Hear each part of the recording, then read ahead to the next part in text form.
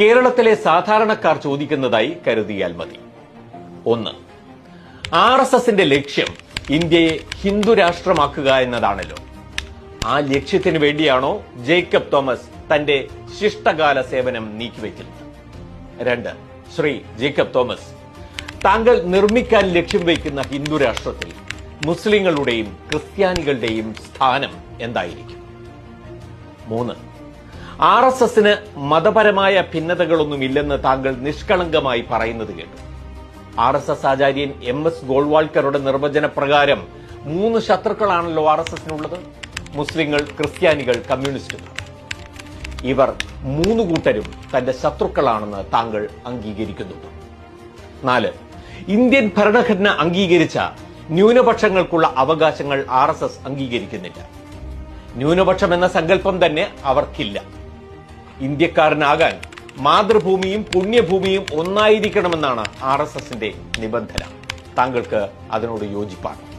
5. Indian ഭരണഘടന പൊളിച്ചെഴുതണമെന്ന് 1993 ജനുവരി 1 RSS പുറത്തിറക്കിയ ധവളപത്രത്തോട് താങ്കൾ യോജിക്കുന്നുണ്ടോ?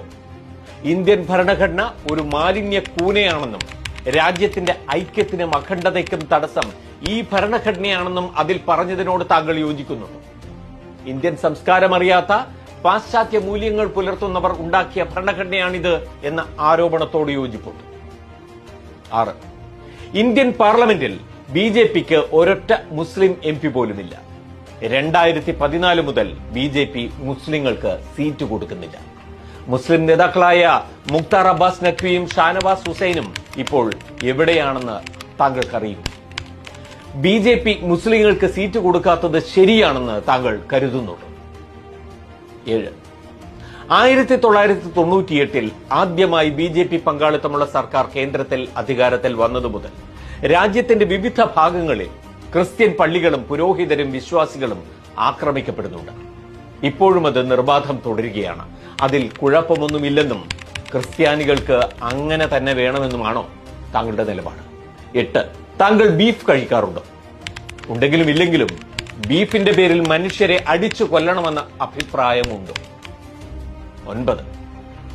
ഗാന്ധി ജയന്തി ദിനത്തിലാണല്ലോ താങ്കൾ അദ്ദേഹത്തിന്റെ ഘാതകനായ നാഥുറാം ഗോഡ്സെയുടെ സഹോദര സംഘടനയിൽ സജീവമായി പ്രവർത്തിച്ചു തുടങ്ങിയത്. ഗോഡ്സെയുടെ സംഘടനയായ ഹിന്ദു മഹാസഭയുടെ 5 നേതാക്കളാണ് ഹെഡ്ഗേവാറിന്റെ വീട്ടിൽ യോഗം ചേർന്ന് RSSന് രൂപം കൊടുത്തത്. ഹിന്ദു മഹാസഭയും RSSും ഒരുപോലെ പിന്തുടരുന്ന ഹിന്ദുത്വ സങ്കല്പം മുന്നോട്ട് വെച്ചത് ഹിന്ദു മഹാസഭാ നേതാവായ വിനായക് ദാമോദർ സവർക്കറാണ്. സവർക്കർ ഗാന്ധിവധത്തിൽ പ്രതിയായിരുന്നു. കോടതി കുറ്റവിമുക്തനാക്കിയത് സാങ്കേതിക കാരണം കൊണ്ട് മാത്രം. അതിനാൽ ഗാന്ധിയാണോ സവർക്കറാണോ താങ്കളുടെ ആരാധനാ പുരുഷൻ? 10. അവസാന ചോദ്യം. സഞ്ജീവ് ഭട്ട് എന്നൊരു മനുഷ്യനെ പറ്റി ശ്രീ ജേക്കബ് തോമസ് താങ്കൾ കേട്ടിട്ടുണ്ട്. താങ്കളെപ്പോലൊരു IPS ഉദ്യോഗസ്ഥനായിരുന്നു. അദ്ദേഹം ഇപ്പോൾ എവിടെയാണെന്നറിയാമോ? ജയിലിൽ.